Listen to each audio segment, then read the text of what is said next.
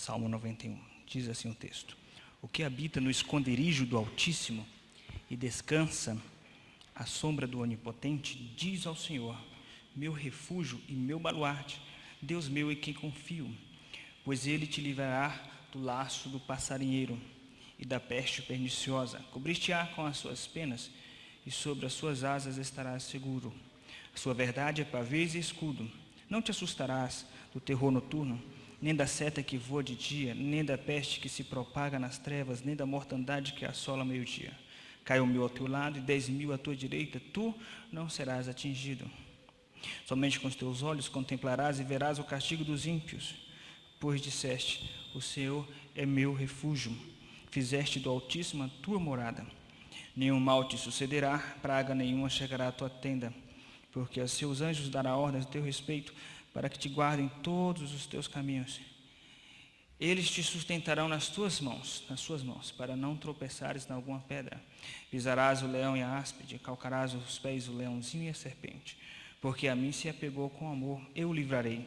Poluei a salvo, porque conhece o meu nome. Ele me invocará e eu lhe responderei. Na sua angústia eu estarei com ele, livrá-lo-ei e o glorificarei. Saciá-lo-ei com longevidade e lhe mostrarei a minha salvação. Vamos orar. Senhor nosso Deus, queremos te pedir perdão pelos nossos pecados e pedir que a tua graça seja manifestada em nosso meio através da ministração da tua palavra, de maneira tal que a mensagem seja preservada de interferências humanas e que seja tão somente o teu Espírito falando profundamente aos nossos corações. Em nome de Jesus, amém. Meus irmãos, este salmo ele é bastante conhecido pelo uso místico que muitas pessoas crentes ou católicos ou espíritas fazem deste salmo. É comum muitas vezes as pessoas colocarem este salmo aberto, coloca a sua Bíblia aberta no Salmo 91 para desviar mal-olhado, desviar inveja, para proteger a casa, para proteger o comércio. Na verdade, meus irmãos, a despeito de todo o equívoco hermenêutico, teológico, doutrinário que está por trás disso, quando se faz um uso desse salmo, na verdade, o que está acontecendo é um empobrecimento do uso real deste salmo, porque esse salmo ele é riquíssimo no que diz respeito a tratar sobre o destino da alma humana. Ele é muito profundo nesse sentido. Este salmo ele consegue passear de Gênesis a Apocalipse em sua profundidade teológica, para que simplesmente algumas pessoas abram o Salmo 91 e o usem de forma mística, como se o salmo aberto vai expulsar demônios, vai expulsar mal-olhado. Não é bem assim. Nós iremos entender um pouco sobre a teologia deste salmo, os aspectos teológicos envolvidos no conteúdo deste salmo, e nós iremos entender que esse salmo, na verdade, ele trata da nossa salvação. O que fica evidente, através do versículo 14, versículo 16, porque a mim se apegou com amor, eu o livrarei, poluei a salvo, porque conhece o meu nome. Versículo 16, saciá-lo-ei com longevidade e lhe mostrarei a minha salvação. Jonas termina o seu livro dizendo o seguinte: a salvação pertence ao Senhor. Por isso ele diz, a minha salvação. Esse salmo está falando, na verdade, da salvação de Deus. Alguns teólogos acreditam que ele está falando só de livramento das coisas naturais. Meus irmãos, as implicações teológicas do transpor da teologia do Antigo para o Novo Testamento deixa claro que esse salmo está tratando de questões espirituais. E, portanto, está tratando de questão de salvação no sentido espiritual, não de livramento do dia a dia. Até porque, se ele estivesse tratando dos livramentos diários, quantas vezes Deus permite que um crente caia no laço de um passarinheiro, o crente sofre um acidente, o crente sofre de peste, de doença, o crente é perseguido por inimigos muçulmanos, os missionários que são mortos no meio por inimigos muçulmanos. Então, se você for olhar ao pé da letra e tentar aplicar do jeito que está, você vai concluir ou que este salmo está mentindo, ou que você não é a pessoa que Deus protege. Na verdade, nenhuma das duas coisas, meus irmãos. Esse salmo está tratando de verdades espirituais, está tratando de salvação. E nesse sentido, ele vem nos mostrar as bênçãos da nossa salvação. E essas são bênçãos profundas, bênçãos que fazem toda a diferença em nossas vidas a partir do momento que nós entendemos as implicações destas bênçãos da nossa salvação. Então, todas as vezes que você for ler esse salmo, encare dessa forma. Esse salmo está tratando das bênçãos da nossa salvação. Vamos entender então quais são essas bênçãos da nossa salvação. Meus irmãos, a primeira bênção que o salmo aponta é o nosso acesso a Deus. O acesso é a primeira bênção, versículo 1. O que habita no esconderijo do Altíssimo. Aonde é esse esconderijo do Altíssimo? É na presença de Deus. Mas não é qualquer manifestação da presença de Deus. Porque o inferno também tem a presença de Deus, ou está na presença de Deus. O mundo aí fora, Deus também está presente, porque Deus está em todos os lugares. Mas a presença que está falando aqui é uma presença de intimidade, de relacionamento, de carinho, de cuidado. Por isso que é uma presença, é um habitar de esconderijo. Habitar no esconderijo. Esse habitar, essa casa de esconderijo de Deus, ele foi tipificado no Antigo Testamento através da Arca da Nova Aliança. Arca da Aliança, aliás. O tabernáculo, ele tinha 3 principais divisões. O Santo dos Santos era um lugar íntimo e só podia entrar o sumo sacerdote uma vez por ano se tivesse com a vida consagrada. Na verdade, a Bíblia diz que Jesus entrou nesse lugar, no lugar santo, ou no Santo dos Santos, de uma vez por todas. E por causa do sacerdócio de Cristo, nós agora temos livre acesso à presença de Deus. Isso para nós é claro, porque está escrito em Hebreus 4,16, aproximemo-nos junto ao trono da graça. Isso para nós é claro, porque está escrito lá em Hebreus capítulo 10, versículo 19. Acheguemo-nos, aproximemo-nos junto ao trono, através do sangue que foi derramado no Santo dos Santos, ou seja, o sangue de Cristo. A ordem de Deus é para que nós nos aproximemos. Se é para nós nos aproximar, é porque nós já temos acesso. Está escrito em Romanos capítulo 5, versículo 1 e 2, justificados, pois, mediante a fé, temos paz com Deus, por intermédio de nosso Senhor Jesus Cristo, por meio de quem nós obtivemos agora igualmente acesso a esta graça. A primeira bênção, meus irmãos, da salvação apontada por este salmo não é coisas místicas de espantar mal olhado. O que adianta o Salmo 91 espantar mal olhado da tua vida e você ir para o inferno? O mais importante é o seu destino, é o destino da sua alma. Ele está tratando aqui, ele está revelando que a nossa salvação, a salvação de Deus, que é revelada em Cristo Jesus, que foi o ungido que cumpriu os requisitos da aliança. A aliança é essa que está implícita no verso 20, de número 2, onde diz o Senhor quando aparece com todas as letras maiúsculas, é a palavra hebraica Yahvé. Yahvé é o Deus da aliança. Essa aliança foi cumprida na cruz, e por causa dessa aliança cumprida na cruz, onde Jesus cumpriu todas as exigências da aliança, nós temos livre acesso à presença de Deus. Como eu falei, meus irmãos, para nós isso é muito claro. Eu posso entrar na presença de Deus por causa do sangue de Cristo. Para nós parece ser algo muito claro e evidente. Para o judeu do Antigo Testamento não era bem assim. Não era qualquer pessoa que poderia entrar na presença de Deus e ter acesso à presença de Deus. Essa angústia judaica foi manifestada no Salmo de número 15. Quem, Senhor, habitará? Porque ele está falando do habitar. Quem habitará no teu tabernáculo?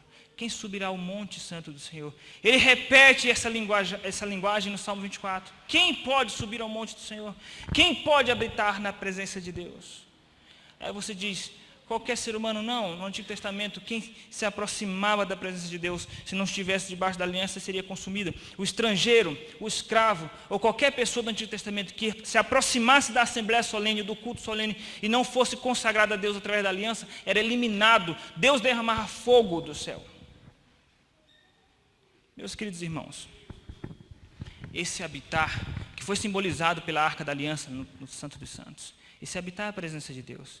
Mas Deus dificultou o caminho no Antigo Testamento, de propósito, para nós entendermos um pouco da seriedade do que é a presença de Deus e do quão pecaminosos nós somos.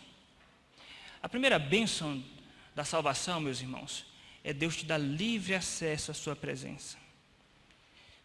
Isso significa que Jesus morreu para nós desfrutarmos da presença de Deus. Muitos crentes não desfrutam da presença de Deus. Muitos que professam o seu nome não desfrutam da presença de Deus.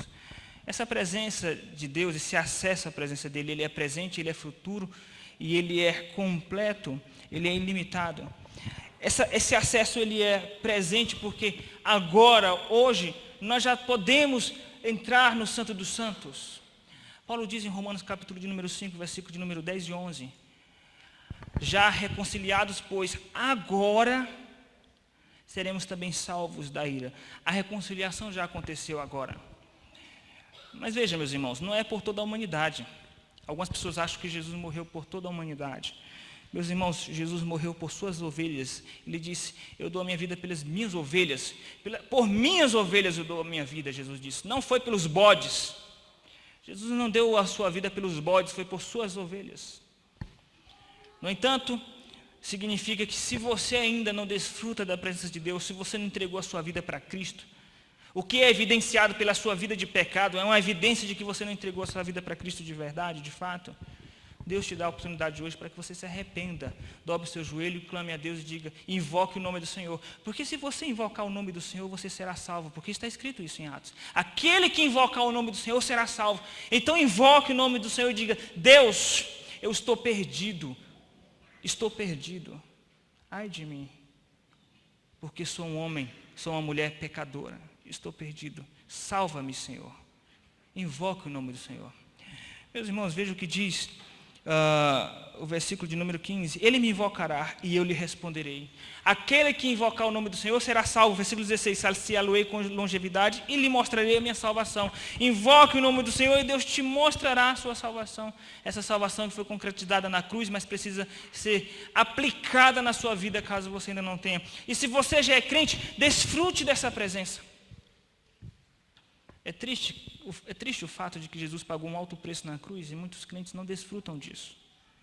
Jesus disse, quando orares, fechada a porta do teu quarto, não é da cozinha, não é da sala, é do lugar mais íntimo. Fechada a porta do teu quarto, orarás a teu Pai que vem em secreto.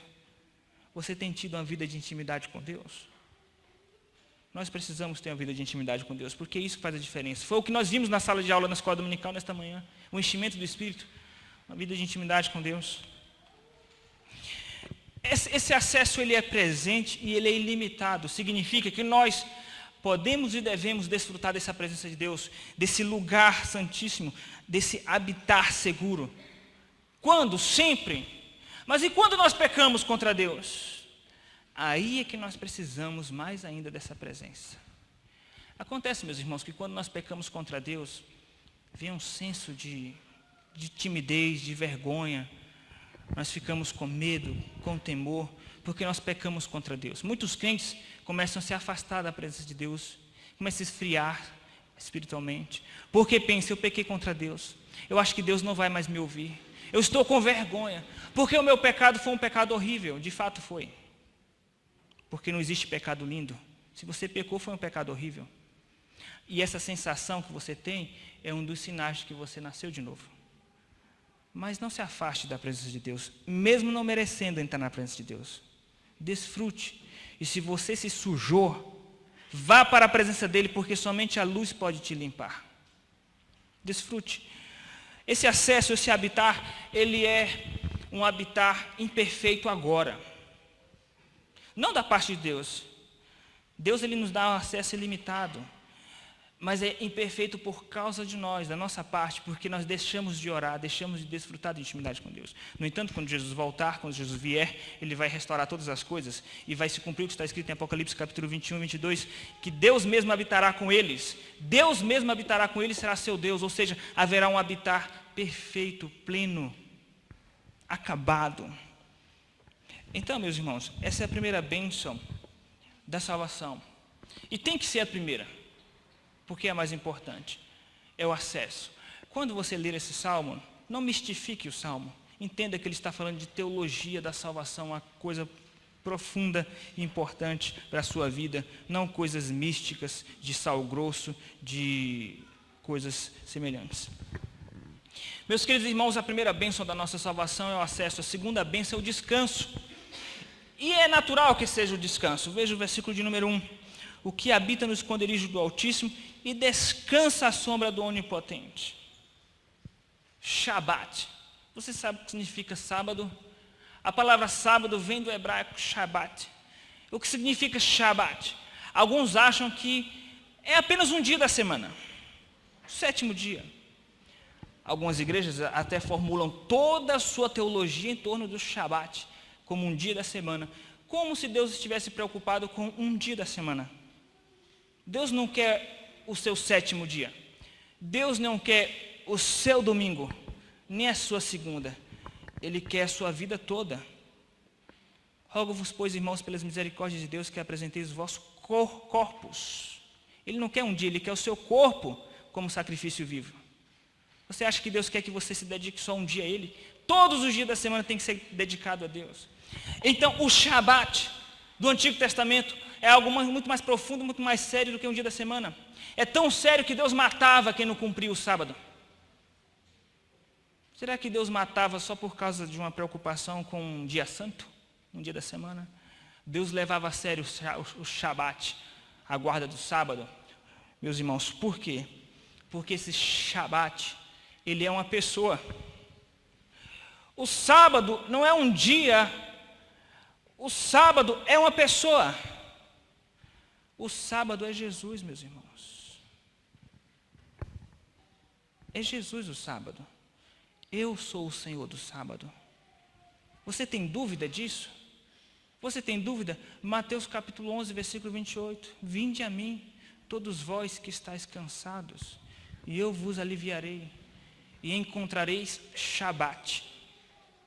E encontrareis descanso. Não para o físico. Porque talvez você venha para Jesus e vai sofrer mais ainda no físico. Mas é para a vossa alma.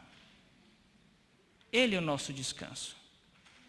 Por isso, quando eu dou um estudo teológico e pergunto qual é o mandamento mais importante para a nossa salvação, algumas pessoas acham que é amar a Deus sobre todas as coisas. Não é. Esse é um dos mais importantes para mostrar a nossa condenação e incapacidade de cumprir. O mandamento mais importante para a nossa salvação, didaticamente, é a guarda do sábado. Por quê? Porque nos obriga a guardar o sábado, senão nós não vamos ser salvos? Não. Porque nos leva até Cristo. Os outros mandamentos nos encurralam contra a parede. E Deus revelou o sábado para nos mostrar que há um descanso. Caso você não consiga cumprir os mandamentos, existe um descanso. Esse descanso é Jesus. E você não consegue cumprir os mandamentos.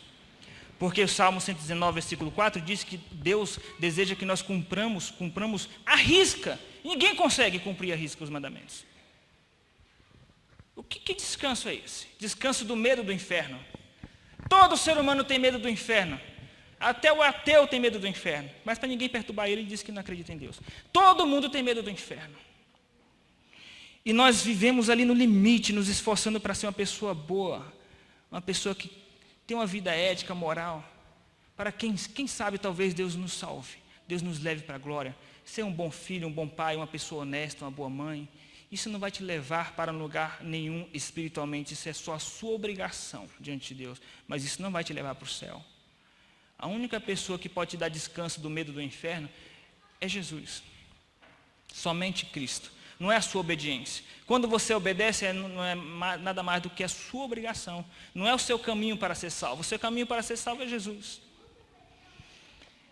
Descanso. E descanso do quê? Do peso da lei. Meus irmãos, quantos evangélicos no Brasil dormem sem paz, pensando, se Jesus voltar hoje, talvez eu não vá para a glória. Porque hoje eu desrespeitei minha mãe, falei de uma forma grosseira com a minha mãe, será que eu sou salvo? Será que eu vou subir para a glória? Eu acho que eu não vou para a glória. Quantos crentes dizem, eu não sei se eu vou subir, porque eu pequei contra Deus. E fica naquela angústia. E quando vem alguém e diz, é pela graça, ainda discorda. Não, que graça? Você acha que o céu é de graça? Não é de graça, é pelo esforço. O único esforço que Deus exige de você, sabe qual é? Esforçar-se para entender que não precisa esforçar-se.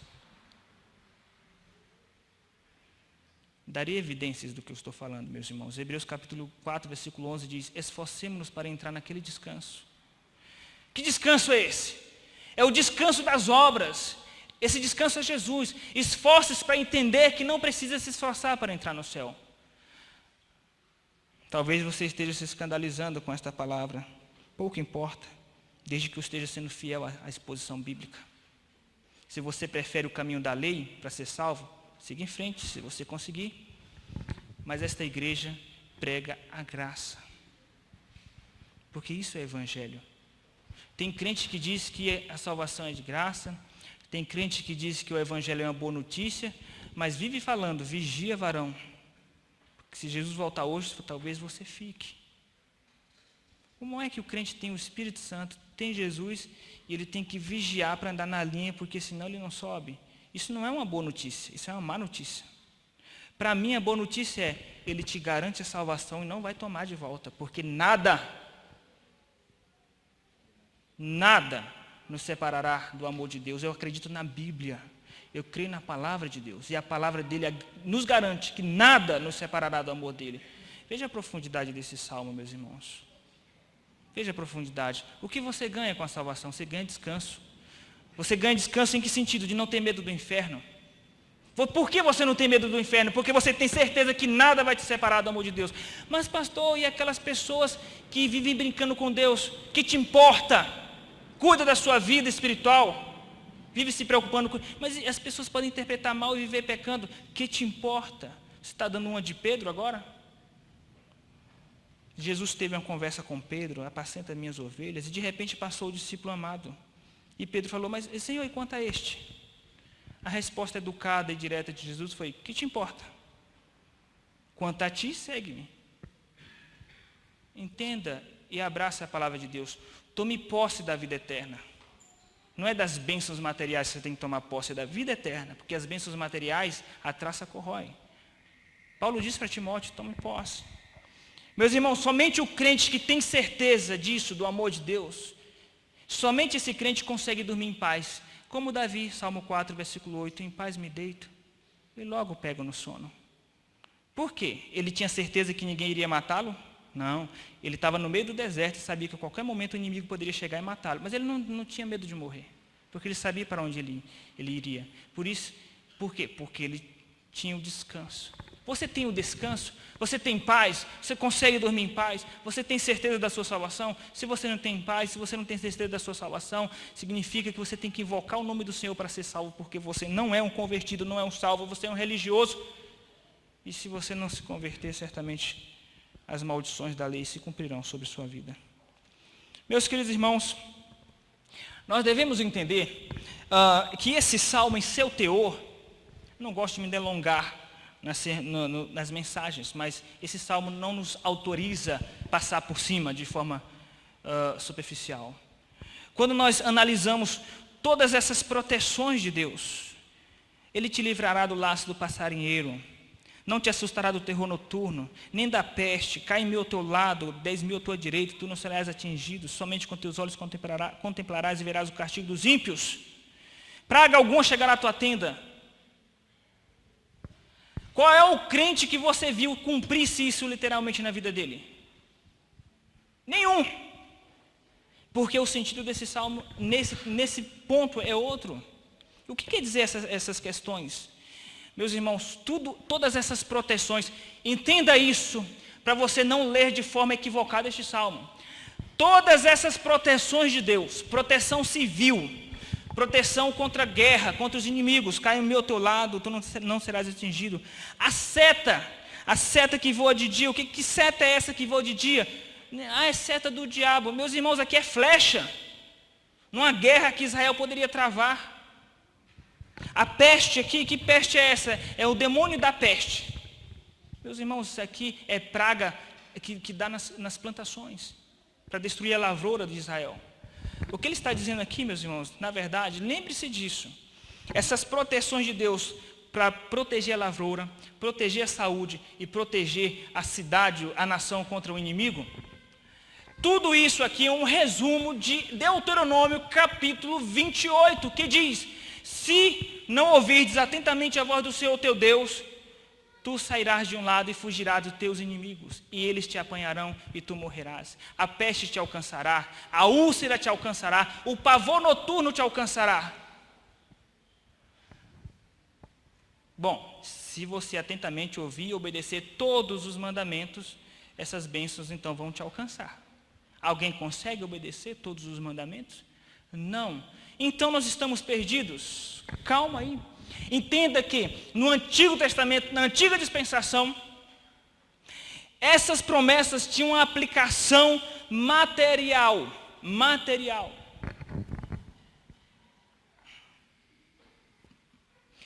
Por quê, meus irmãos? Porque no Antigo Testamento tratava-se de uma nação que vivia da lavoura, que lutava contra inimigos. Portanto, meus irmãos, Deus, para ensinar Israel, ensinar a igreja as consequências de não ter Jesus ou de não obedecer os mandamentos de forma completa, ele colocou essas maldições. E ele aplicou essas maldições em Israel. Por que Deus foi tão severo com Israel? 1 Coríntios capítulo 10, para servir de exemplos para nós. Mas agora nós estamos na nova aliança, Novo Testamento. Agora é diferente. Agora não são mais as bênçãos espirituais de proteção contra o inimigo, proteção contra problemas de saúde. Não. Uma prova disso é que você fica doente. Uma prova disso é que você pode morrer num assalto. Então, a aplicação desse salmo não é mais no sentido material, como era para Israel. E mesmo sendo para Israel no sentido material, Israel não usufruiu dessas bênçãos porque não conseguiu nem cumprir os mandamentos, nem confiar em Cristo. Meus irmãos, no Novo Testamento, como se sucedem essas coisas? Não é difícil de entender. Efésios 1, 3 diz: bendito seja Deus e Pai do nosso Senhor Jesus Cristo, que tem nos abençoado com toda sorte de bênçãos espirituais. As bênçãos agora são espirituais, que tem muito mais valor do que essas bênçãos contra proteção, contra inimigo, contra a doença. Quais são essas bênçãos espirituais que têm muito mais valor? A segurança da salvação, porque você for selado com o Espírito Santo. O cuidado de Deus em te proteger contra o inimigo espiritual, que é Satanás. O cuidado de Deus de não permitir que teus pés tropecem, no sentido de impedir que você chegue à Nova Jerusalém celestial, que é a igreja perfeita. Ele vai cuidar para que ele cuide da tua saída até a tua entrada. É nesse sentido as bênçãos espirituais. A santificação, mudança do caráter. Tudo isso são bênçãos espirituais. Então, meus irmãos, entendam. Por que hoje nós temos essas bênçãos espirituais? Porque as bênçãos da aliança só conseguiria obter aqueles que obedecessem os mandamentos de forma perfeita. Ninguém consegue, mas Cristo obedeceu em nosso lugar. Por isso esse salmo é totalmente cristocêntrico, porque ele obedeceu as exigências da aliança.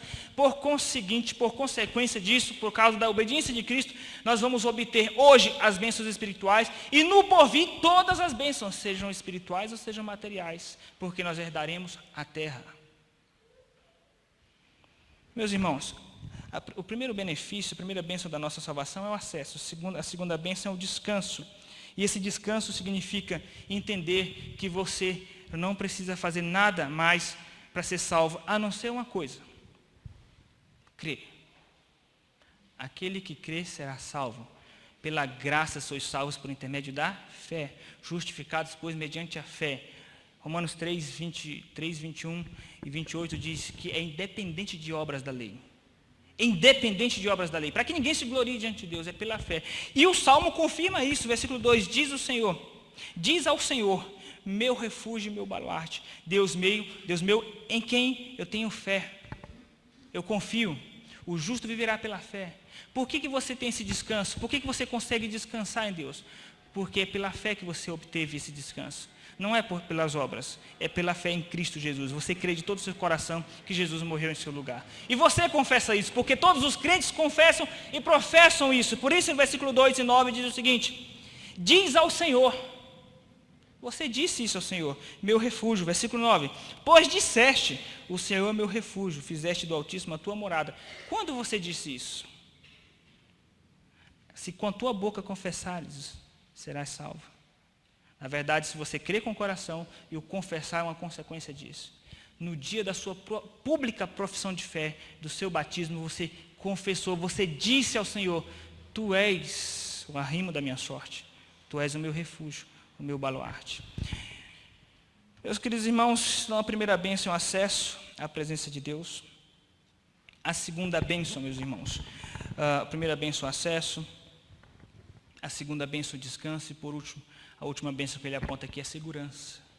Segurança de que ele vai nos guardar até o dia final. Não é isso que diz o hino? Estou bem certo que ele guardará o meu tesouro até o dia final. Ou você tem dúvida? Um dia você está certo, outro dia você está incerto. De que ele vai guardar o teu bom tesouro até o dia final. Fica evidente, meus irmãos, que ele vai nos guardar, a segurança que ele nos dá contra o inimigo, que aqui no Antigo Testamento tratava-se de inimigos materiais, mas no Novo Testamento trata-se de Satanás. Ele vai nos guardar. Inclusive ele diz no versículo de número 13, pisarás o leão e a áspide. A áspide no Novo Testamento refere-se a Satanás. Está escrito em Romanos 14 que em breve nós pisaremos a cabeça de Satanás debaixo dos nossos pés. Isso é segurança que Deus nos dá. Por isso ele fala que ele é o nosso refúgio, versículo de número 2, meu refúgio, versículo de número 9, meu refúgio. O refúgio aqui é o baluarte. O que é o baluarte? É a torre mais alta, é a parte mais alta de um castelo, de uma fortificação militar. Ele é o que nos guarda. Meus irmãos, perceba que, por questão de tempo, nós não analisamos com toda a perícia, versículo por versículo, mas nós trouxemos nesta noite um apanhado geral importante do Salmo 91, para que você possa lê-lo futuramente com essa perspectiva que é a correta, a perspectiva da salvação. O Salmo trata disso. O Senhor é a minha salvação, a ti pertence a minha salvação. E quais são as bênçãos da nossa salvação que ele apontou aqui? Acesso, descanso e segurança. Essas são as bênçãos da nossa salvação.